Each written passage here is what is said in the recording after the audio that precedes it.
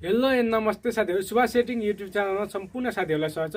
साथीहरु, the voice of Nepal season 4 को audition start भइसकेछ। तपाईहरु पनि अडिसन दिन सक्नुहुन्छ। अडिसन कसरी दिने, कुन उमेरसम्मकोले दिने, कुन ठाउँबाट अडिसन दिन सकिन्छ, भिडियो अपलोड कसरी गर्ने लगायत सम्पूर्ण जानकारी मैले अडिसन दिएर नै यो भिडियोमा जानकारी दिएको छु। साथीहरु, कृपया भिडियो अन्त्यसम्म हेर्नु होला। र साथीहरु, म मोबाइलको स्क्रिनतर्फ आइसकेको छु र तपाईहरु द भोइस अफ नेपालको अडिसन दिनको लागि तपाईहरुले सर्वप्रथम प्ले स्टोरमा जानुपर्ने हुन्छ। प्ले स्टोरमा गइसकेपछि तपाईहरुले सर्च गर्नुपर्ने हुन्छ, the voice of Nepal search गर्नुहोस्। सर्च गरिसकेपछि यहाँ देख्न सक्नुहुन्छ 50K ले इन्स्टल गर्नुभएको छ र तपाईहरुले पनि यो एपलाई इन्स्टल गर्नुहोस्। मैले इन्स्टल गरिसकेको छु। त्यसपछि ओपन गर्नुहोस्।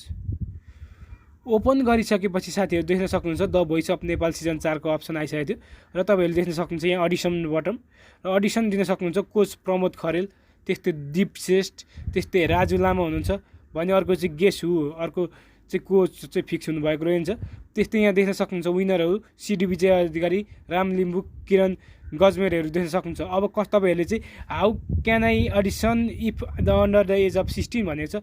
16 वर्ष मुनि चाहिँ हामीले अडिसन दिन पाइन्छ कि पाइँदैन भनेको छ। तर in order to audition you must at least 16 वर्ष चाहिँ तपाईहरु अडिसन दिनको लागि हुनै पर्ने रहेको छ साथीहरु। त्यस्तै तपाईहरु नेपाली नहुँदा चाहिँ the voice of Nepal season 4 मा अडिसन दिन पाइन्छ कि पाइँदैन। तपाईहरुले the voice of Nepal season 4 मा चाहिँ नेपाली नभए पनि दिन पाउनुहुन्छ, तर तपाईहरुले नेपाली गीत चाहिँ गाउनु पर्ने हुन्छ। त्यस्तै अर्को रहेको छ what can I audition last season can I audition again भन्नुभएको छ। तपाईहरु लास्ट सिजनमा पनि अडिसन दिनुभएको थियो भने यो सिजनमा पनि अडिसन दिन पाउनुहुन्छ। त्यस्तै can I submit more than one video भनेको छ। तपाईहरुले चाहिँ एउटा भन्दा धेरै भिडियो चाहिँ सबमिट गर्न पाउनुहुने छैन यसपालि र तपाईले एउटा भिडियो चाहिँ अडिसन दिन सक्नुहुन्छ। अब अडिसन कसरी दिने भन्दाखेरि तपाईले माथि अडिसन बटन देख्न सक्नुहुन्छ, तल पनि अडिसन बटन देख्न सक्नुहुन्छ। त्यसपछि तपाईले अडिसन बटनमा क्लिक गर्नुहोस्। क्लिक गरिसकेपछि यहाँ देख्न सक्नुहुन्छ तपाईहरुले आफ्नो फुल नेम हाल्नुपर्ने हुन्छ। म चाहिँ यसरी हाल्दै छु।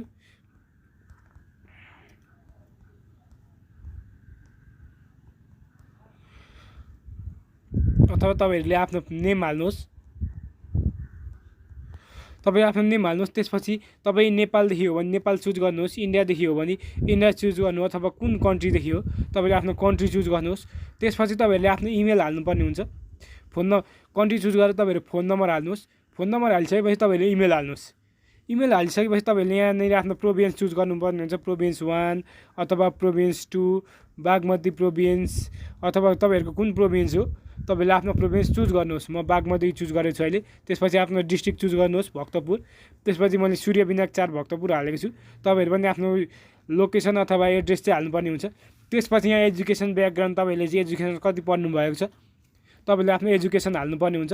मैले चाहिँ +2 पास गरिसकेको छु र मलाई +2 पास हालिसकेको छु। त्यसपछि डिस्क्रिप्सन हाल्नुपर्ने हुन्छ। तपाईहरु चाहिँ कस्तो डिस्क्रिप्सन आफ्नो बारेमा सर्टमा हाल्न सक्नुहुन्छ। आई एम अ सिङ्गर अथवा I have one many awards भनेर हालिदिएको छु मैले। In competition in singing competition भनेर हालेको छु।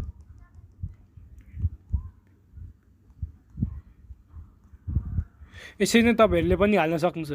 त्यसपछि तपाईहरुले म्युजिकको एजुकेसन छ, म्युजिक ट्रेनिङ गर्नुभएको छ भने यहाँ तपाईहरुले लेख्नु होला कुन ट्रेनिङ लिएको छु, आई हेभ गट यति ट्रेनिङ भन्ने यसरी हाल्न सक्नुहुन्छ।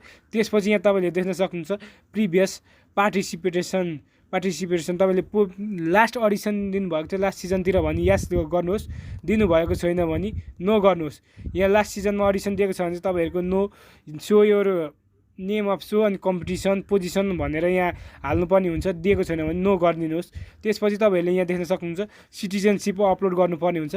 अपलोड गर्नलाई चाहिँ तपाईहरुले फाइल चुज गर्नु होला। त्यसपछि आफ्नो फाइल चुज गर्नु होला। यसरी सिटिजनशिप पनि गर्न सक्नुहुन्छ। त्यसपछि तपाईहरुले नेक्स्ट गर्नुहोस्।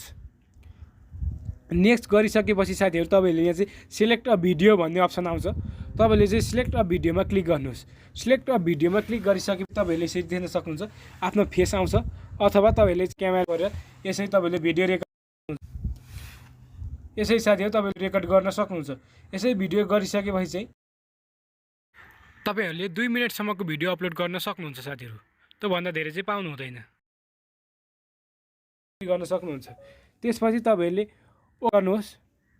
ओके गरेपछि आई एग्री र टर्म एन्ड कन्डिसन गरेर सबमिट गर्नु भएपछि तपाईहरुको अडिसन चाहिँ पुरा हुन्छ साथीहरु। म देखाउन चाहन्छु सबमिट गरेपछि यहाँ देख्न सक्नुहुन्छ तपाईले सबमिट गरिसकेपछि तपाईहरुको अडिसन पुरा हुन्छ। तपाईहरुको भिडियो चाहिँ 2 मिनेटको हुनेछ साथीहरु।